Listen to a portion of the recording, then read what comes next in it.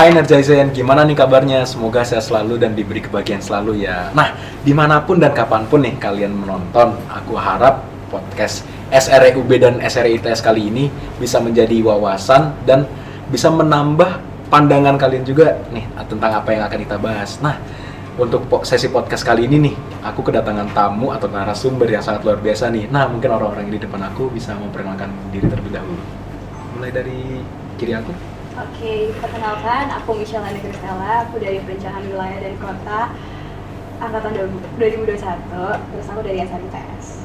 Kanan aku. Perkenalkan, aku Gabriela Putri, bisa dipanggil Gaby, dari Kimia 2021, dari SRITS. Oke, aku berarti juga memperkenalkan diri terlebih dahulu ya, karena kan nggak kenal, nggak sayang kan. Bener banget. Bener banget kan? Setuju. Nah, jadi kenalin, nama aku Haizer Patrawardana Wirawan, biasa dipanggil Haizer. Aku dari Teknik Mesin Universitas Brawijaya, angkatan 2021 nih. Nah, karena kita sama-sama 2021 berarti nggak usah ada Kak atau Mas atau Mbak ya, berarti ya. Aman? Ya, Aman? aman. Oke. Nah, mau tahu nggak nih apa yang bakal kita bahas kali ini? Topiknya tuh apa sih? Kalian pada bingung atau mau tahu nggak? Boleh, kasih tau dong. Spilas. Nah, topiknya itu adalah renewable energy. Tahu nggak renewable energy itu apa? Tahu sih. Tahu, benar ya. Iya. Kalau aku tanya nggak bisa gimana nih? Waduh. Nggak bercanda. Nah, mungkin aku pengen nanyain dulu nih ke Gabriel dan Michelle itu tentang renewable energy ya. Nah, renewable energy ini tuh bagi kalian tuh apa sih atau gimana sih? Mungkin dari Gabriel dulu. Oke, menurut aku renewable energy itu kan artinya energi terbarukan. Itu kayak energi yang berasal dari bahan alam yang dapat daur ulang, kayak contohnya kayak air, angin, atau sinar matahari, atau kayak biogas itu kan dari limbah atau kotoran hewan gitu. Terus sama bioetanol dari fermentasi alkohol kayak gitu. Kalau dari Michelle gimana? Ya, kalau aku nggak jauh beda dari Gabriel juga ya. As we know, renewable energy juga itu kan in Indonesia itu energi terbarukan. Jadi pada intinya, pokoknya semua hal yang bisa diperbarui dan digunakan sebagai energi itu renewable energy. Oke, semua hal yang bisa diperbarukan dan dijadikan energi. Nah, cuman kan minyak sebenarnya bisa terbarui kan. Nah, kenapa minyak ini tidak bisa disebut energi baru terbarukan? Itu tuh kenapa ya kira-kira? Mungkin dari Michelle. Kalau yang aku tahu ya, minyak itu dibikinnya tuh dari jasa teknik laut kan. Tadi kan Hazer juga bilang kan kalau misalnya terbentuknya tuh berjuta-juta tahun kan. Ya otomatis kan itu sulit untuk diperbarui, dan juga minyak itu menghasilkan karbon dioksida yang besar juga, salah satu penyumbang karbon dioksida gitu. Berarti karena minyak ini menghasilkan karbon dioksida, terus dia juga lama masa terbaruinya, siklusnya, itu berarti dia tidak bisa dibilang energi baru terbarukan ya. Kalau dari aku gitu sih. Dari Gabriel mau namain juga? Oke, mungkin dari aku sama seperti Michelle kan dari jasa teknik atau kayak dari sisa organisme yang sudah ditumpuk tahun kan. Terus juga kenapa nggak dibilang energi terbarukan? Karena itu kan ekstraksi minyak bumi itu juga kayak merusak ekosistem laut gitu kan. Jadi kalau terus-menerus kan juga berpengaruh sama laut juga kan. Oke, wah gila sih jawabannya, kayak benar-benar udah aku lihat nih berarti udah menguasai banget ya renewable energy ya, berarti ya keren. Nah, ngomongin renewable energy nih, kalau untuk di Indonesia sendiri tuh sekarang udah penting belum sih untuk dikembangkan?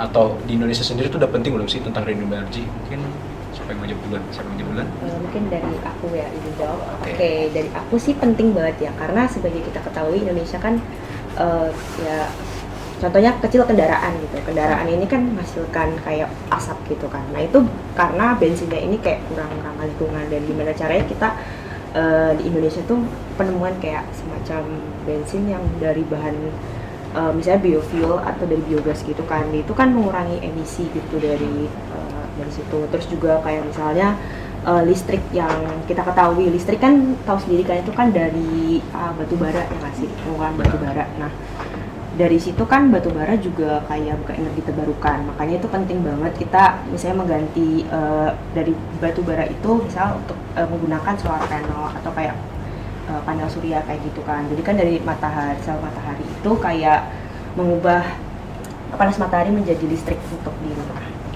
Oke, Oke, kalau untuk dari Michelle sendiri tuh gimana? Kalau udah penting belum sih sebenarnya atau kayak udah penting belum sih renewable energy itu di Indonesia gitu?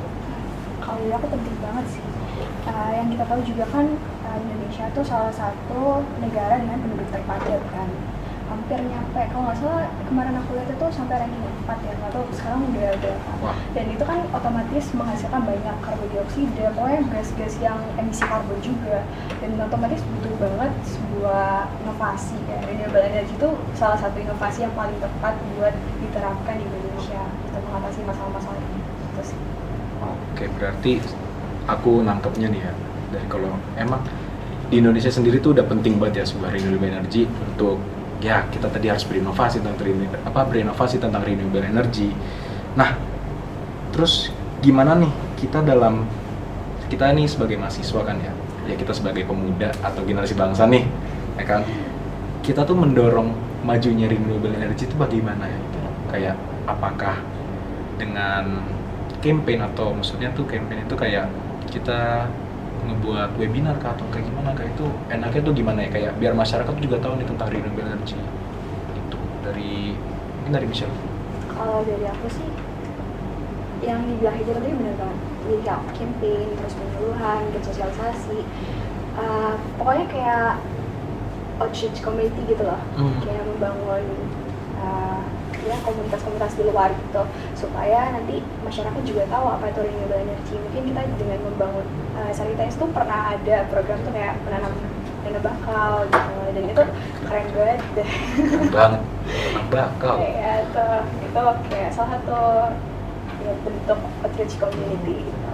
Dan juga kita juga bisa ikut kayak lomba-lomba innovation gitu kan, innovation project gitu, yang mana menciptakan energi terbarukan dalam kehidupan sehari-hari. Oke, tadi keren ya bisa nanam bakau gitu dari kita ya. Sekolah aku sih nanam itulah pokoknya, ya Allah sakit hati deh kadang-kadang. Bercanda awal-awal. Oke, aku juga mau. Oke, mungkin ya itu sebagai mahasiswa ya. Nah, aku juga pengen nanya nih, sebenarnya tuh dorongan-dorongan apa aja sih yang bisa membuat masyarakat bisa menggunakan ya, bukan mengenal lagi kan, kalau tadi mengenal kita outreach ke community-nya, kita bisa ke masyarakat, kita ngomong tentang sosialisasi. Nah, cara kita mendorong masyarakat untuk memakainya itu bagaimana? Tentu dengan bantuan pemerintah itu harus pasti dong, dan harus kalau kita nggak dibantu ya sebenarnya kita bisa apa gitu kan sebenarnya. Nah, itu enaknya bagaimana? Apakah kita bisa melakukan implementasi kah kita atau apakah segala macam itu enaknya gimana? Mungkin dari Gabriel.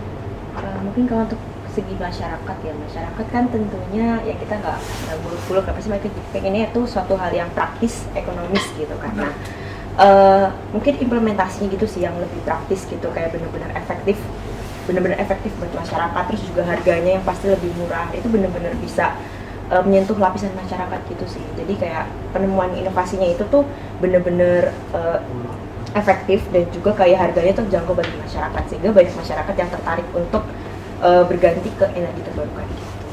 Oke, jadi kayak kita jatuhnya harus mencari cara biar masyarakat juga tertarik lah ya untuk membeli produk-produk yang renewable energy ini. Nah, cuman ngomongin tentang ekonomi nih ya, kan kita juga sedang pemulihan corona. Aku juga yakin nggak sih sebenarnya negara kita belum pulih 100% dari corona, dari segi ekonomi dan lainnya. Nah, untuk membangun renewable energy sendiri di masa-masa sekarang tuh sebenarnya akan menyusahkan atau emang mungkin itu bisa, cuman kita harus mengorbankan lebih banyak lagi gitu, entah dari mahasiswa, dari pemerintahnya, atau emang kita harus memaksakan masyarakat. Itu tuh gimana ya kira-kira ya, maksudnya kita sedang pemulihan dan ya enaknya tuh untuk sekarang tuh gimana? Mungkin dari Michelle dulu. Karena masa pemulihan, sebenarnya tentang renewable energy itu nggak perlu terlalu mahal-mahal juga, nggak perlu membeli sampai produk harus beli panel surya, enggak. Iya dong, mahal dong panel surya mah. Iya kan, mahal gitu ya. Bisa dimulai dengan hal-hal kecil, mungkin kayak penyulingan minyak jelantah gitu kan. Yang aku tahu kemarin tuh aku punya salah satu adik kelas aku, itu tuh dia tuh bikin kayak rumah jelantah gitu, itu kayak Jadi mengolah minyak jelantah jadi minyak untuk minyak gosok, buat minyak lain. Dari segi itu aja udah kayak wah itu praktis juga, itu oke, ekonomis juga gitu kan, bisa dipakai buat renewable energy. Dari hal kecil kayak gitu kan kita juga bisa belajar gitu loh. Kalau renewable energy itu nggak perlu hal yang besar, tapi dari hal-hal yang kecil juga bisa dimulai untuk melakukan renewable energy. Dari hal-hal kecil berarti ya, walaupun kita sedang masa pemulihan juga. Kalau dari Gabriel gimana? Apakah di masa pemulihan ini kita masih bisakah untuk mengembangkan renewable energy atau mengoptimalkan itu atau bagaimana? Ya sama sih kayak Michelle, dari hal kecil juga kayak inovasi mahasiswa sekarang kan juga sebenarnya banyak ya, dan itu kan juga mereka sudah mempertimbangkan dari segi ekonomisnya gimana, dan itu pasti kan yang murah gitu kayak contohnya minyak jelantah tadi, atau misalnya dengan bioetanol gitu, atau biogas tadi kan dari kotoran hewan gitu contohnya, atau itu kan kayak ya mudah ditemuin itu ya, atau enggak limbah gitu, misalnya limbah itu kan mudah ditemukan, bisa diolah gitu, jadi nggak harus yang istilahnya mahal gitu, kita mengolah limbah aja untuk menjadi hal yang baru gitu, yang berguna bagi masyarakat juga terus kemudian. Oke, berarti sebenarnya tuh ngolah limbah juga sebenarnya renewable energy ya? Oke, keren sih jawabannya, benar-benar kayak kalian udah pada baca-baca ya sebelum aku datang ya? Jujur. Iya sih, sama balik. Pantesan. Aduh, pantesan aku kayak kok pada tahu gitu segala macem. Oke, tadi ngomongin inovasi nih. Ada nggak sih tips and trick buat ya kita atau nanti generasi-generasi di bawah kita tuh untuk berinovasi tentang renewable energy tuh sebenarnya kita nyari tahu untuk apa yang dibutuhkan nanti itu gimana ya? Atau kan kita nih misalkan mahasiswa nih, kan kita taunya sekarang yang bisa dilakukan itu inovasinya ya pengimplementasian panel surya kan.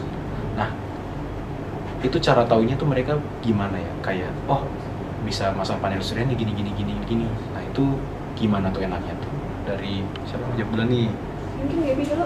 Oke. Gaby dulu. Siap. Oke, dari aku dulu. Mungkin caranya ya, tentunya sebagai mahasiswa kita kan punya rasa ingin tahu yang tinggi ya. Kita harus memperbanyak ilmu, kita harus mengikuti wadah-wadah yang bidangnya mungkin ke keilmiahan gitu kan. Jadi kayak ikut LKTI kah, atau kan kalau di kampus bisa PKM gitu kan. Itu bisa jadi kayak wadah kita untuk menambah ilmu sekaligus kita mengimplementasikan ilmu kita gitu.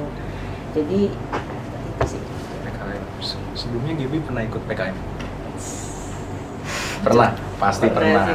Pernah. Michelle pernah? Aku nggak mastik sih, bukan BKM. Oh nggak masuk gitu? Itu kayak lomba tentang pengendalian lantas dan program komuter gitu. Oke, balik ke bahasan. Balik bahasan ya. Oke, tips and trick-nya berarti ya sebagai mahasiswa kita harus punya rasa ingin tahu, terus ya sebenarnya nyari-nyari gitu ya. Iya. Oke, nyari-nyari. Michelle juga gitu. Kalau dari aku sih mungkin karena aku PBK juga ya, berkutatnya tuh kayak survei, terus ya menganalisis kondisi lingkungan gitu-gitu sih. Jadi lebih ke ya ilmuannya dulu, kayak lebih butuhnya kayak gimana. Dan dari situ kan kita bisa ngeliat juga kan inovasinya bakalan jadi kayak gimana. Kalau misalnya lingkungan kotor, berarti kita cari cara gimana lingkungannya jadi bersih. Oke.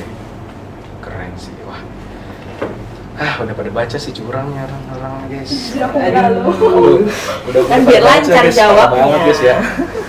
Oke, nah ngomongin tentang lingkungan juga nih ya. Ya lingkungan kan berarti bisa jadi salah satu faktor nanti untuk jadi renewable energy nih.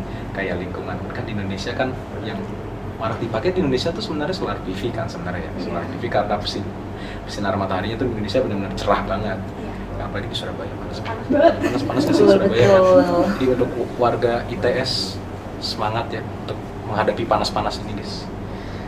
Oke, lanjut. Nah, lingkungan sendiri nih, misalkan tadi dibilangnya lingkungan kotor nih ya, kita harus ngebersihin. Nah, ada nggak sih kayak sampah-sampah yang bisa di renewable lagi atau di reuse lagi? Itu tuh kayak ya aku pengen tahu aja gitu, kayak ada nggak sih kayak mungkin kan Gabriel jurusannya kimia nih ya. Iya. Nah, kalau dari kimia sendiri tuh ada nggak sih zat yang bisa di reuse lagi atau dipakai lagi? Sebenarnya sesimpel sampah aja, kayak contoh punya bekas kertas aja, misalnya kertas atau sampah plastik nih. Itu plastik itu paling gampang, itu kita bisa pakai lagi untuk misalnya habis kita beli barang kita besoknya pakai plastik itu untuk yang lain itu kan, terus kayak termasuk kertas juga. Jadi ya kalau dibilang itu tuh banyak sih kalau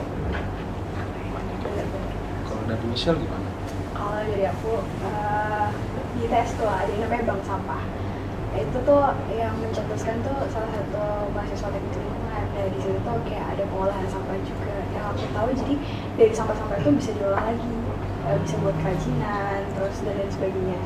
Terus ada yang namanya kalau di BEMku tuh ada juga kayak namanya kampung binaan gitu. Jadi kayak itu juga sekalian olah-olah sampah gitu.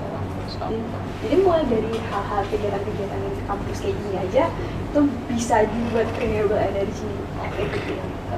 Berarti dari hal-hal kecil ya? Dari hal-hal kecil itu Back to simple things. Back to simple things, oke, keren. Sebenarnya tentang renewable energy ini kalau kita bahas benar-benar satu persatu itu apa ya, kayak nggak habis-habis nggak sih? Apalagi di Indonesia sendiri tuh ya kita udah marak solar PV, terus sekarang tuh aku lihat ya kendaraan-kendaraan kayak kendaraan listrik tuh udah banyak belum sih? Udah banyak nggak sih di Indonesia tuh sebenarnya? Udah pernah lihat belum? Pernah sih. tahunnya Tesla sih ya. Tesla Bisa dia kalau di luar. dicas. Oh, berarti aku mau nanya nih kalau tentang, nah, apakah Indonesia nih tentang renewable energy ya, maksudnya Indonesia tuh dia tuh sebenarnya kan bisa yang ngelihat ke negara-negara Eropa atau negara Amerika kan udah banyak pakai Tesla segala macam dan itunya, dan sebenarnya nih kita tinggal kurang di bagian ekonomi doang kan, karena mobil Tesla kan kayak seperti kita tahu nih, mobil listrik kan nggak murah banget, mahal banget ya Allah. Terus, nah peran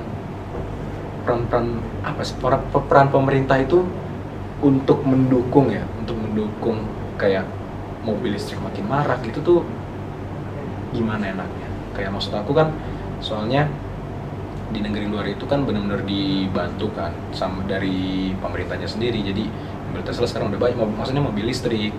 Jadi itu pemeran pemerintah di Indonesia tuh udah terpenuhi belum sih sebenarnya di Indonesia ini? Kalau untuk tentang renewable energy dari Indonesia gimana? Kalau dari aku sebenarnya itu lebih ke segi ekonomi kan ya. Jadi ngomongnya ekonomi juga. Jadi kan pemerintah harus memperhatikan pasarnya juga. Lebih ke regulasi-regulasinya juga kan. Otomatis ya harus mengatur regulasi ulang dan juga ya survei penduduknya juga kan. Butuh banget nggak sama mobil Tesla itu? Butuh banget nggak sama mobil listrik itu? Kan apa ya, aksesibilitas sama mobilitas itu juga gak hanya ditentukan sama renewable energy aja, atau maksudnya kondisi lingkungan, tapi juga tentang hambatan-hambatan yang ada di jalannya juga kan. Kalau misalnya jalannya berbatu-batu kasih Tesla, yang tahu Teslanya hancur Dong. itu sih. Kalau dari Gabriel gimana? Apakah kayak pemeran pemerintah di Indonesia tentang mengoptimalkan renewable energy ini udah bagus atau emang masih agak kurang kah? Itu gimana? Mungkin kalau soal, aku juga setuju sama Michelle sih, melihat kayak kebutuhan masyarakat juga, kira-kira dari masyarakat itu benar-benar butuh atau enggak. Terus juga kan untuk kayak perawatan dari Teslanya itu kan juga karena benar-benar itu kenapa sulit, karena kan masih baru dan mungkin biaya awalnya itu kayak cukup mahal, dan juga kayak maintenance atau perawatannya itu kayak belum ada gitu kan. Makanya mungkin pemerintah agak sulit untuk mengeluarkan regulasi terkait dengan energi kayak gitu.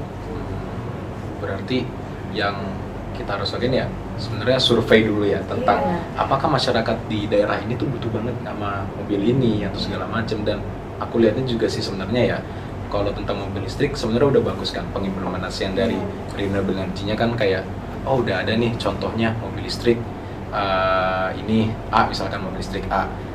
Nah cuman yang menurut aku kurang, menurut kalian kurang nggak sih kalau misalkan ada mobil listriknya cuman nggak ada tempat ngecasnya? Iya, bener kan? Jadi ya kalau menurut aku kurangnya di situ sih. Jadi emang udah bagus pengimplementasiannya, ada mobil listrik segala macem. Cuman kalau emang nggak ada tempat untuk ngecasnya atau isi dayanya lagi tuh, menurut aku bakal jadi susah gitu loh. Kayak jadi benar-benar orang juga untuk beli jadi mikir beberapa kali dah kayak gitu kan. Nah terus balik lagi nih ke solar PV ya. Nah untuk solar PV sendiri kan yang kita tahu nih harganya Nggak murah. Harganya kan Nggak murah agak juga. agak ya harganya ya. Nah, kalau dari mahasiswa sendiri nih, misalkan dari aku mau nanya dulu nih, di ITS pernah kayak ada pengimplementasian masang solar PV gitu nggak atau panel surya? Setahu aku sih belum ya. Belum ya. Nah, misalkan belum nih, nah itu kita sebagai mahasiswa lah, kita sebagai mahasiswa ya balik lagi ke kita sebagai mahasiswa nih, ya biar kita kan dananya juga nggak Iya. kita masa pakai uang jajan kan nggak makan dong, sengsara kita kalau nggak makan, puasa kita 1 bulan lebih malah. Nah, kita sebagai mahasiswa tuh enaknya gimana tuh, kayak kita nggak dapet dana atau segala macam, apakah kayak kalau aku mikirnya sih ya, kita bisa ngajuin suatu proposal ke mungkin ke rektorat kita atau ke suatu pemerintah di daerah kampus kita untuk melakukan pengimplementasian ini, dan itu kan juga termasuknya Tridharma mahasiswa kan, Iya. pengimplementasian kan. Nah, itu enaknya gimana tuh? Mungkin dari Gabriel dulu. Tadi itu terkait gimana cara pengemasian ini ya, solar PV Solar misalnya. PV atau ya hal-hal yang berkaitan dengan renewable energy.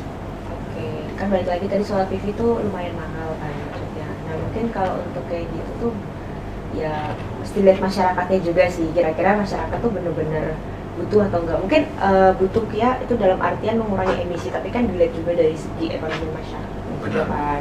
Terus juga mungkin ya tadi pemerintah sulit ini karena masih baru. Terus juga untuk solar PV kan sebenarnya itu belum ada penyimpanannya nggak sih, jadi kayak masih grid off grid atau on grid gitu pokoknya, jadi kayak masih sebagian bisa di siang hari pakai solar PV, malamnya pakai listrik PLN kan, itu kan biayanya juga lumayan gede banget kan dari situ. Nah mungkin dari ya, inovasi yang lain itu kayak gitu sih. Kayak gitu ya. Kalau dari Michelle sendiri tuh gimana? Sama sih nggak jauh beda sama JB sih. Mungkin kayak dilihat dulu kan kondisi ekonominya nggak bisa ya. Mungkin ya bisa ngajuin proposal gitu, kata Fajar juga benar kayak ya. Kalau misalnya disetujuin kan, kan bisa aja kita bikin dana dari kampus gitu. Benar-benar. Jadi ya gitu, tapi yang melihat kondisi juga. Oke, berarti yang aku tangkap nih tentang bahasan tadi tuh kayak kita ngeliat kondisi dulu dari masyarakat nih, apakah masyarakatnya ekonominya memampui. Berarti kan kalau misalkan kita udah ngebuat proposal segala macam, dana dapat segala macam, cuman masyarakatnya nggak memampui, buat apa gitu kan? Kayak buat apa gitu kan? Oke, udah capek ngobrol kah? Udah capek. Ya mungkin yang bisa aku bahas untuk sekarang ya itu ya tentang renewable energy. Kayak aku berharap banget apa yang kita obrolin tadi tuh nanti buat para penonton, mau dari SRE ITS, SRE UB atau dari dunia manapun, dari Indonesia pokoknya ya, dari Indonesia, jangan dunia lain yang penting. Iya benar. Nah, itu ya aku berharap banget itu bisa jadi apa ya, wawasan dan pandangan barulah untuk mereka gitu loh. Jadi renewable energy ini juga bisa diimplementasikan secara gampang nantinya. Nah, sebelum kita closing nih, di SRE ITS ada tagline-nya nggak atau jargonnya SRE-nya kan? Empowering Indonesia. Empowering Indonesia. Kalau di SRE UB, dia itu Renewable Forward Beyond. Nah, beda dong gimana nih? Ayo, nah kayak aku punya ide deh. Karena beda nih, kalau kita gabungin gimana? Boleh sih. Gimana coba? Gimana ya? Oh, gini. Kan dari SRUB kan Renewable Forward Beyond for Empowering Indonesia. Gimana? Agak banyak gitu. Agak panjang. Bukannya tagline-nya SRITS sebenarnya lebih panjang ya? Bukannya Empowering Indonesia doang. Ayo. Apa nggak? Mau latihan dulu? Nggak. Latihan dulu. Jadi misalkan aku ngomong SRE Renewable Forward Beyond for Empowering Indonesia. Oke, udah hafal? Oke, mau ikutan nggak? Entertainer mau ikutan ya pokoknya ya. Oke, nah, udah hafal? Siap. Siap. Oke, SRE Renewable Forward Beyond for Empowering Indonesia. Iya. Oke, makasih. Thank you. Thank you.